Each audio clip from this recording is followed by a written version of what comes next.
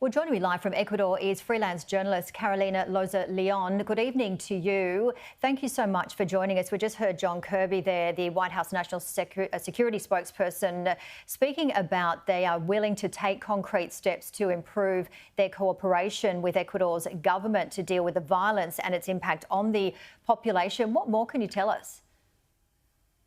Well, there has been a growing, in the past two administrations, there has been a closening of the relation, the ties with the U.S. that were strained years before with the Correa administration.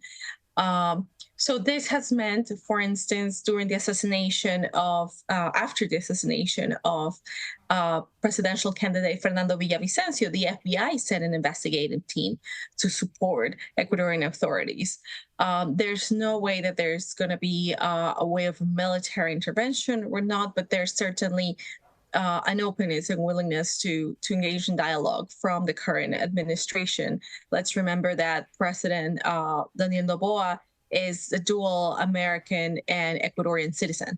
So, and he has always been very open about his closeness with the U.S. and the U.S. government. So, of course, there will be some consular assistance and perhaps in terms of intelligence mostly. And Ecuador is now in a state of emergency due to the increased violence. So what does this exactly mean? There's a curfew from 11 p.m. to 5 a.m. And there's very limited opportunities for assembly, so gatherings, concerts, that is out of the question. Also, there's you can be a search on the street if you're driving your vehicle, you can be searched. So there's a lot of limitations when it comes to large gatherings and movement of people. So many people are staying home, and that especially because of the peak of violence that was unseen before here in Ecuador. Many of the main cities are ghost towns at the moment. And let's get back to the state TV studio with the attackers. What do you know? We're hearing some of these members were as young as 16 years old. They seem to be young members of different gangs or one specific gang, then sent them there. They didn't really put any resistance when the police stormed in. There was no resistance. They seemed to be homemade devices with the guns that they were showing and the knives. So it seems like it was people that were probably on petty crime and just starting out in these groups. And this is one of the main concerns. During COVID, because of the inequalities in the country, and this country has a high informality rate in their economy. So that means people are living day by day.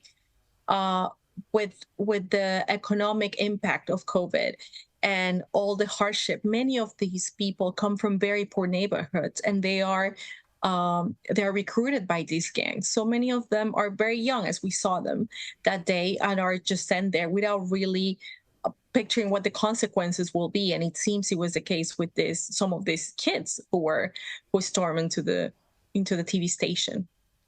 And what more can you tell us about the cartels that have been using the ports, which are believed to sit in between the two largest cocaine producers, Ecuador being in the middle of Colombia and Peru, to ship cocaine to areas such as Europe and the US? What more can you tell us on these cartels? The cartels know very well how they work and where the breeding ground is, to say so.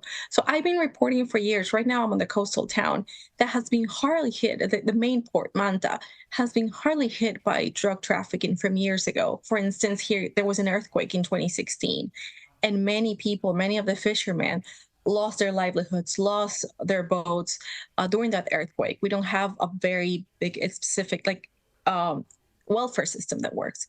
So in those times of hardship, people have to fend out for themselves. This makes them especially vulnerable to these groups and recruiting of these groups.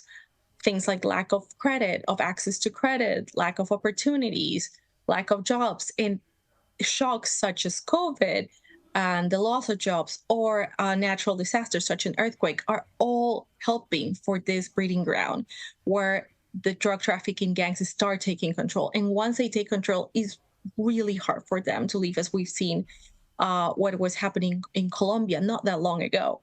It is really hard for these groups to leave once they take hold of a community. And slowly, little by little, over the years, they have taken control larger parts of Ecuador, and we're seeing the violence at a national level now. It certainly is a complex situation. In terms of solutions, are you hearing anything that is working in terms of solving any of this? Many of the solutions have to be on a long-term strategy. So many of the past leaders have been focusing on a short-term strategy, and that has been part of the reason why it has failed. Right now, with the peak of violence, however, we need a swift response, and this is the main test for President Noboa, who has been in office for only a year and a half because of the political crisis that it has led for the country. There's corruption as well, so it's tackling several fronts in order to do this. We're talking about a swift response, a military response that we haven't seen before, and even the labeling it as an internal conflict. But it has to be from several fronts, from the long-term solutions as well as tackling the violence and those perpetrating violence in the prisons and outside of them. Carolina, really appreciate your time and expertise, and thank you so much for joining us here on Sky News.